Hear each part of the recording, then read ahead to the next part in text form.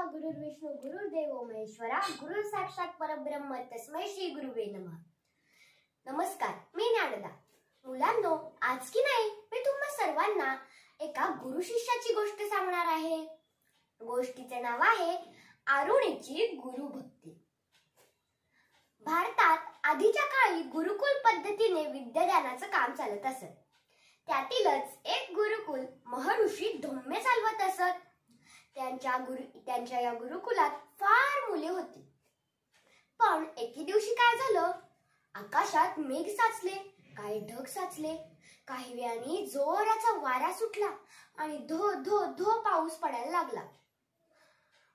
पाण्याचा प्रवाह इतका होता की कशाच्याही जोराने पाणी काही थांबतच नव्हतं। आता आश्रमात पाणी यायला लागलं होतं। धोम्य ऋषींना आता फार चिंता वाटत होती। धोम्य ऋषी त्यांच्या शिष्यांना म्हणाले, मुलांनो, जा पाहू, बघा हे कुठून पाणी येतंय, अडवा या पाण्याला, आपल्या आश्रमात पाणी शिरतंय। यावर सर्व मुले पाणी कुठून येते, कुठून बरे येते आपल्या आश्रमात हे पाणी, हे शोधण्यास गेले। त्यातीलच एक अरुणी होता, तोही याचा शोध घेण्यास निघाला। पण आता अरुणी आश्रमापासून फार दूर गेला होता। तेवढ्यात त्याला लक्षात आले की अरे, आपण 2 दिवसांपूर्वी शेतीला पाणी मिळण्यासाठी शेतीभोवती जो मातीचा छोटासा बांध घातला होता की नाही, तो बांध आता फुटलाय आणि शेतात साचलेलं पाणी आपल्या आश्रमात येते। मग अरुणीने तिथे काही मातीची ढेकळं आणून टाकली, पण पाण्याच्या प्रवाहामुळे ती ढेकळंही वाहून गेली। आता अरुणीला काही सुचेनासे झाले, कारण त्यांच्या आश्रमात पाणी जात होतं आणि जर आश्रमात पाणी गेलं तर खूप मोठं नुकसान झालं असतं। म्हणून अरुणीच तिथे पडून राहिला आणि जसा अरुणी तिथे पडला तसा तो पाण्याचा प्रवाह थांबला आणि आश्रमात येणारं पाणी आता थांबलं होतं। सर्व मुले आश्रमात आली, पण अरुणी काही आला नाही। अरुणी तिथेच पडून होता। सर्व मुले आश्रमात आली, त्यांनी रात्रीचे भोजन केले आणि आराम केला। दुसऱ्या दिवशी सकाळी जेव्हा धोम्य ऋषींच्या लक्षात आले की अरे, आपला अरुणी कुठे गेला, अरुणी नाही दिसत आहे, कुठे बरं गेला असेल अरुणी, ते सर्व शिष्यांना सोबत घेऊन अरुणीला शोधायला गेले। तेवढ्यात धोम्य ऋषींची नजर तिथे पडलेल्या त्या अरुणीकडे जाते।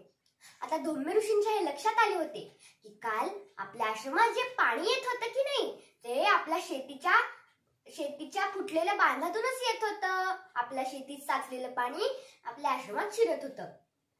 अरुणी तिथे तसाच पडून होता। रात्रभर त्या थंडीत कुडकुडत पडलेल्या त्या अरुणीचं शरीर आता गलितगात्र झालं होतं। तो तसाच पडून होता। धोम्य ऋषी त्याच्या जवळ गेले, त्यांनी अरुणीला उठवलं आणि पोटाशी गच्च धरलं। धोम्य ऋषी अरुणीला म्हणाले, बा अरुणी, का केलंस तू असं? यावर अरुणी म्हणाला, मला काही सुचलेच नाही। आपला हा बांध फुटला म्हणून आपल्या शेतीतलं पाणी आपल्या आश्रमाकडे जात होतं। मी इथे काय मातीची ढेकळं आणून टाकली तर ती वाहून गेली। मग मला काहीही सुचेनासे झाले, म्हणून मीच तिथे आडवा पडलो आणि पाण्याचा प्रवाह थांबवला। पण आपल्या आश्रमात येणारं पाणी थांबलं ना? यावर धोम्य ऋषींचे डोळे भरून आले। ते त्यांच्या शिष्यांना म्हणाले, हे बघा, हा खरा विद्यार्थी, हा खरा शिष्य, ज्याने आपल्या गुरुची आज्ञा अगदी मनापासून पाळलेली आहे। बरं का, अशी होती ही गोष्ट। या गोष्टीतून आपण हे शिकतो की मोठ्यांनी दिलेली किंवा आपल्या गुरुने दिलेली आज्ञा आपण मनापासून पाळली पाहिजे। आपण त्यांना कामात मदतही केली पाहिजे। तर तुम्हा सर्वांना गुरुपौर्णिमेच्या खूप खूप शुभेच्छा। धन्यवाद।